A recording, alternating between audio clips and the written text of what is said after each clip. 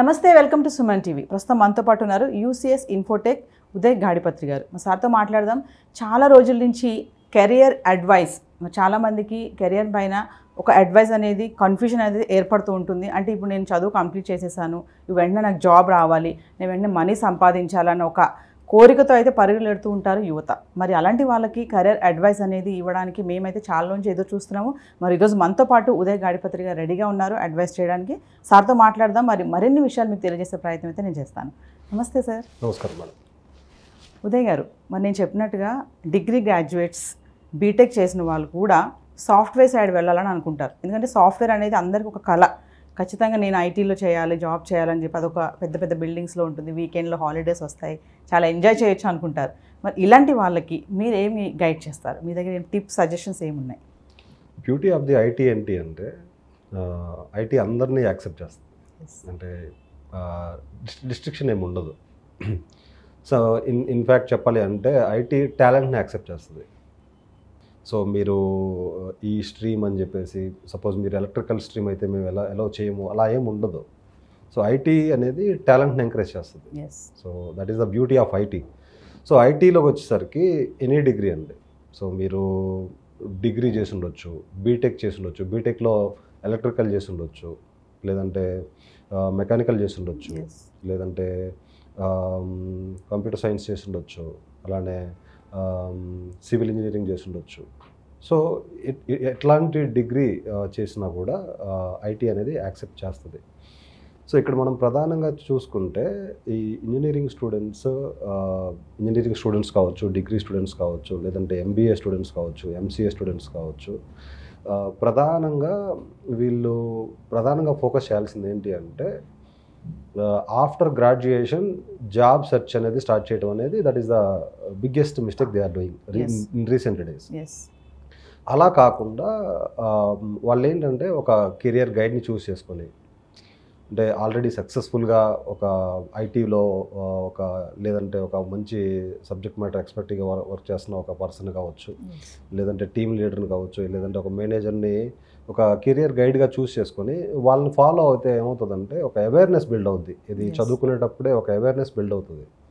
So దానివల్ల ఏంటి అంటే ఆ అవేర్నెస్ బిల్డ్ అవ్వడం వల్ల engineering first year, second year, third year, fourth ఇయర్లో ఉన్నప్పుడే తను బిల్డ్ చేసుకోవడం చేస్తాడు. ఎప్పుడైతే తను బిల్డ్ చేసుకోవడం స్టార్ట్ చేస్తాడో by end of the graduation తనకి ఆటోమేటిక్గా వద్దున్న జాబ్ వస్తుంది. సో ఇది చాలామంది ఏంటంటే కెరియర్ గైడ్ని చూస్ చేసుకోకపోవడం అనేది పెద్ద సమస్యగా మారిపోయింది. నాట్ ఓన్లీ కెరియర్ అండి, ప్రతి ఒక్క దాంట్లో కూడా. ఇప్పుడు హెల్త్ పరంగా ఒక గైడ్ మనకి ఎప్పుడు ఉండాలి, ఒక మెంటర్ ఉండాలి. హెల్త్ పరంగా కావచ్చు, స్పిరిచువల్ పరంగా కావచ్చు, ఫినాన్షియల్ పరంగా కావచ్చు. సో ప్రతి సెక్టార్లో కూడా మనకు ఒక రైట్ మెంటర్ అనేవాళ్ళు అవసరం. అలానే ఎడ్యుకేషన్ సెక్టార్లో కూడా ఆ మెంటర్షిప్ అనేది మిస్ అవుతూ ఉంది. గైడెన్స్ అనేది చాలా తక్కువగా ఉంది ఈ స్టూడెంట్స్కి.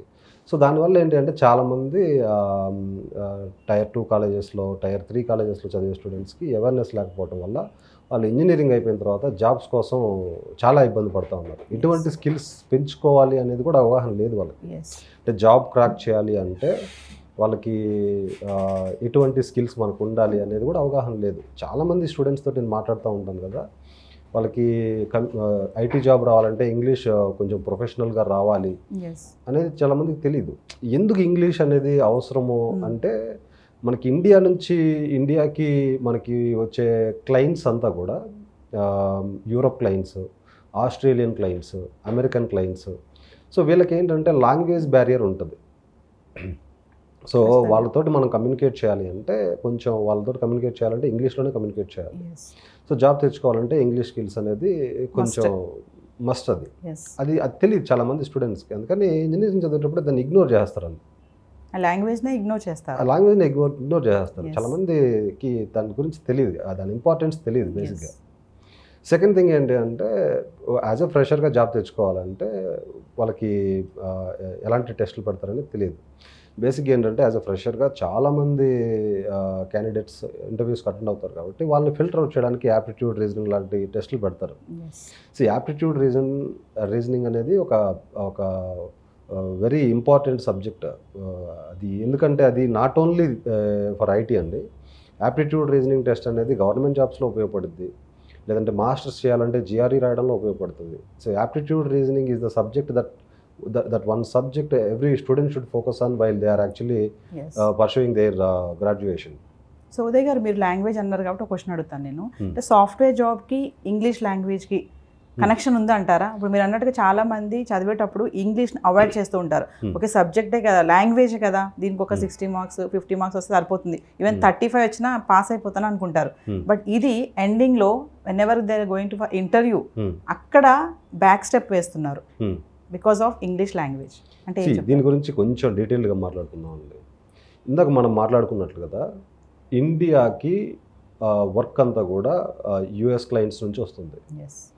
సో యుఎస్ క్లయింట్స్ అంతా కూడా వాళ్ళ వర్క్ని ఇండియన్ కంపెనీస్కి ఇస్తున్నారు. ఇండియన్ కంపెనీస్ మనల్ని హైర్ చేసుకుంటాయి, మనల్ని క్లయింట్స్కి వర్క్ చేసే విధంగా చేస్తాయి. సో ఇక్కడ మనం as an Indian we have to communicate with the US clients. So ఒక ఇండియన్గా యుఎస్ క్లయింట్స్ తోటి మాట్లాడాలి అంటే మనం తెలుగులో మాట్లాడితే వాళ్ళకి అర్థం కాదు, మన హిందీలో మాట్లాడితే వాళ్ళకి అర్థం కాదు. సో అట్లా అని చెప్పేసి వాళ్ళని తెలుగు నేర్చుకోమంటే వాళ్ళు మనకు పే చేస్తున్నారు కాబట్టి వాళ్ళు నేర్చుకోరు. వాళ్ళు హిందీ నేర్చుకోమంటే లేదు, వాళ్ళు మనకు పే చేస్తున్నారు కాబట్టి నేను ఎందుకు నేర్చుకోవాలంటారు వాళ్ళు. సో డెఫినెట్గా మనం వాళ్ళతో కమ్యూనికేట్ చేయాలి అంటే ఇంగ్లీష్ అనేది అవసరం. సో లేదు నాకు టెక్నికల్ స్కిల్స్ ఉన్నాయి, ఇంగ్లీష్ అవసరం లేదు అంటే డెఫినెట్గా ఏదన్నా సర్వైవ్ అవుతారేమో, కానీ బట్ లాంగ్ రన్లో కనుక మంచి పొజిషన్కి వెళ్ళాలంటే వెళ్ళలేరు. సో కమ్యూనికేషన్ అనేది చాలా ఇంపార్టెంట్ అండి. కమ్యూనికేషన్ అంటే ఏం లేదు, ఎదుటి వాళ్ళకి అర్థమయ్యేలా చెప్పడం. అది ఎదుటి పర్సన్ తెలుగులో ఉంటే, తెలుగు అతను ఉంటే అతనికి తెలుగులో అర్థమయ్యేలా చెప్పడం, ఎదుటి పర్సన్ ఇంగ్లీష్లో ఉంటే ఇంగ్లీష్ అతను ఉంటే ఇంగ్లీష్లో అర్థమయ్యేలా చెప్పడం, ఎదుటి పర్సన్ హిందీలో ఉంటే హిందీలో అర్థమయ్యేలా చెప్పడం. అదే కమ్యూనికేషన్ స్కిల్స్. ఎదుటి వాడికి అర్థమయ్యే భాషలో అర్థమయ్యే విధంగా చెప్పడమే కమ్యూనికేషన్. సో ఇక్కడ యుఎస్ క్లయింట్స్ తోటి, యూరోప్ క్లయింట్స్ తోటి, జపాన్ క్లయింట్స్ తోటి, వీళ్ళందరితోటి మనం కమ్యూనికేట్ చేయాలంటే డెఫినెట్గా మనం వాళ్ళతోటి వాళ్ళ భాషలో, ఇప్పుడు జపాన్ వాళ్ళతోటి జపాన్ మాట్లాడలేం కాబట్టి common language English. Okay, English is the one of the common language across the world. ఇప్పుడు మనం అనుకున్నట్టు గ్రాడ్యుయేట్స్ కానీ బీటెక్ వాళ్ళే కానీ సాఫ్ట్వేర్ జాబ్స్కి వెళ్ళాలనుకున్నప్పుడు మనకు బయట చూసుకుంటే చాలానే ఇన్స్టిట్యూషన్స్ చూస్తున్నాం మనం. కోకొల్లగా కనిపిస్తూ ఉంటాయి, దేంట్లో జాయిన్ అవ్వాలో తెలియదు, మస్తు ప్రాంప్లెట్స్ కనిపిస్తూ ఉంటాయి. మరి అలాంటి వాళ్ళు వెళ్ళిపోయారు, జాయిన్ అయ్యారు, మరి ఫైనల్గా జాబ్ వస్తుందా అక్కడ కోచింగ్ అంతా అయిపోయాక? అంటే గ్యారంటీ ఇస్తారా మీరు జాబ్ వస్తుంది అంటే? డెఫినెట్గా అండి. ఇప్పుడు every year engineering students as far as అయినా ఒక 3 లక్షల మంది పాస్అవుట్ అవుతూ ఉన్నారు. సో వీళ్ళందరూ కూడా వీళ్ళలో ఒక 20% లేదంటే below 20% they are getting jobs in campus placements.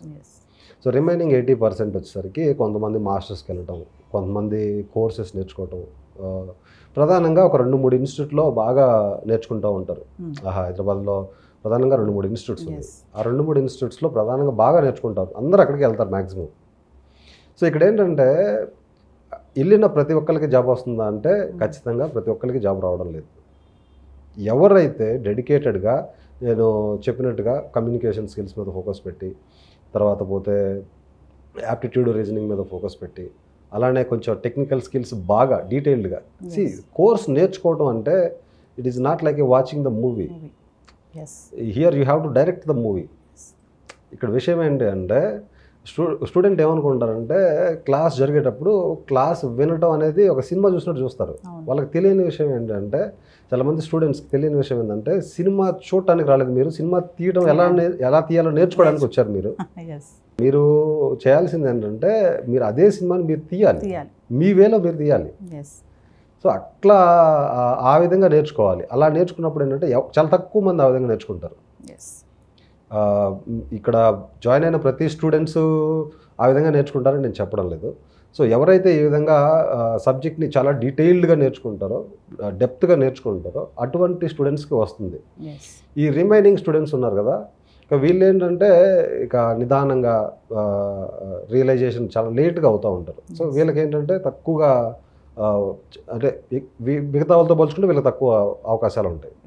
So ఫైనల్గా ఉదయ్ గారు, ఇప్పుడు అక్కడ జాబ్ రాలేదు, నేర్చుకున్నారు, కోచింగ్కి వెళ్ళారు, అలాంటి వాళ్ళు మరి మన దగ్గరికి వస్తే, యూసీఎస్ ఇన్ఫోటెక్ దగ్గరికి వస్తే మీరిచ్చే ట్రైనింగ్ ఎలా ఉంటుంది వాళ్ళకి? ఫస్ట్ ఆఫ్ ఆల్ మేడం, మనం ఇచ్చే ట్రైనింగ్ వచ్చేసరికి ఫ్రెష్ గ్రాడ్యుయేట్స్కి అయితే కాదు.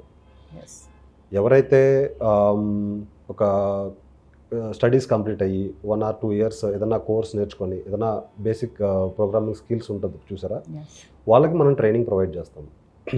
సో లెటర్సే ఇప్పుడు చాలామంది ఫుల్ స్టాక్ చేసి ఉంటారు. ఫుల్ స్టాక్ అంటే కొంతమంది పైథాన్ ఫుల్ స్టాక్ చేస్తారు, కొంతమంది .NET ఫుల్ స్టాక్ చేస్తారు, కొంతమంది జావా ఫుల్ స్టాక్ చేస్తారు, కొంతమంది ఫ్రంట్ ఎండ్ నేర్చుకుంటారు. సో ఇటువంటి స్టూడెంట్స్ ఎవరైతే ఉన్నారో ఫ్రెషర్స్గా, వాళ్ళు కోర్స్ నేర్చుకొని జాబ్ రాదు కదా, అటువంటి వాళ్ళని మనం ప్రాపర్ ట్రైనింగ్ గైడెన్స్ ఇచ్చేసి వాళ్ళకేంటంటే రియల్ టైమ్ ఎక్స్పీరియన్స్ అనేది మనం ఇస్తాం అనమాట. రియల్ టైమ్ ఎక్స్పీరియన్స్ అంటే ఏంటి, వాళ్ళకి ఆర్గనైజేషన్లో వర్క్ చేసేటప్పుడు ఎటువంటి ఛాలెంజ్ వస్తాయి. It is not about sharing the knowledge, it is about sharing the experience. మా ట్రైనింగ్ ఇన్స్టిట్యూట్లో ఏంటంటే మేము నాలెడ్జ్తో పాటు ఎక్స్పీరియన్స్ని షేర్ చేస్తాం. ఎక్స్పీరియన్స్ ఏంటంటే ఎప్పుడైతే వర్క్ చేసేటప్పుడు ఎటువంటి ఛాలెంజెస్ వస్తాయో ఆ ఛాలెంజెస్ని వాళ్ళకి ముందే ఎక్స్ప్లెయిన్ చేసేసి ఆ ఛాలెంజెస్ని ఎలా ఓవర్కమ్ చేయాలో చెప్పేసి వాళ్ళకి స్ట్రగుల్స్ లేకుండా ఆర్గనైజేషన్లోకి వెళ్ళినప్పుడు ఈజీగా మూవ్ అవ్వడానికి అన్ని విధాలుగా ఉపయోగపడేలా మనం ట్రైనింగ్ ఇస్తాము. ఇప్పుడు ఒక స్టూడెంట్ మన దగ్గరకు వచ్చినప్పుడు తనని అసెస్ చేసి క్లియర్గా చెప్పేసి, సో ప్రతి ఒక్క టాపిక్ కూడా డీటెయిల్డ్గా ఎక్స్ప్లెయిన్ చేసేసి ఇన్ డెప్త్గా, అంటే ఈ టాపిక్ మీద ఎటువంటి ఛాలెంజెస్ వస్తాయి ఆర్గనైజేషన్లో, సో అన్నీ ఎక్స్ప్లెయిన్ చేసేసి తన్ని ఒక ప్రొఫెషనల్ ఎక్స్పీరియన్స్డ్ పర్సన్గా తయారు చేస్తాం మనం. ఒక ప్రొఫెషనల్ ఎక్స్పీరియన్స్డ్ పర్సన్గా తయారు చేసి అప్పుడు మనం రెజ్యూమే ప్రిపరేషన్ మనం హెల్ప్ చేస్తాము. తర్వాత పోతే తనకి ఇంటర్వ్యూస్ అటెండ్ అయ్యేటప్పుడు ఏదైనా ఇంటర్వ్యూస్ క్వశ్చన్స్ ఏదైనా ఛాలెంజింగ్ అనిపించినప్పుడు మనల్ని అడగటము, సో వాళ్ళు మన దగ్గర గైడెన్స్ తీసుకుంటారు. ఇట్లా ఏంటంటే ఒక క్యాండిడేట్ని ప్రాపర్గా తీర్చిదిద్దేలాగా మనం స్టూడెంట్స్ మీద ఫోకస్ చేస్తూ ఉన్నాము. సార్, ఇప్పటి వరకు మీ ఇన్స్టిట్యూషన్లో ఎంతమంది స్టూడెంట్స్కి ట్రైనింగ్ ఇచ్చి ప్లేస్మెంట్స్ ఇచ్చారంటే? అరౌండ్ 5,000 స్టూడెంట్స్ వరకు ప్లేస్ అయినారు మేడం మన ఇన్స్టిట్యూట్ నుంచి. ఎందుకంటే మనకి స్టూడెంట్స్ అక్రాస్ ద గ్లోబ్ ఉన్నారు. So we have students across USA, we have students across Canada, Australia, India. So India is actually our main area అండి. సో ఇండియా నుంచి మనకు స్టూడెంట్స్ ఎక్కువ.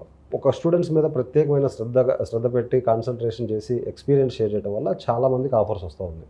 సో వ్యూవర్స్, మరి ఎవరైతే కెరియర్ గ్యాప్ ఉన్న వాళ్ళు కానీ, మరి అడ్వైజ్ ఖచ్చితంగా సార్ చెప్పారు కదా, మెంటర్ అనేవాళ్ళు ఖచ్చితంగా ఉండాలి ప్రతి దానికి. నాట్ ఓన్లీ ఎడ్యుకేషన్, అది ఏ విషయం అయినా సరే, హెల్త్ పరంగా అయినా సరే, ఫినాన్షియల్ పరంగా అయినా సరే, ఒక మెంటర్ అనేవాళ్ళు మనకి ఒక దారిలో వే అనేది చూపిస్తారు వాళ్ళు.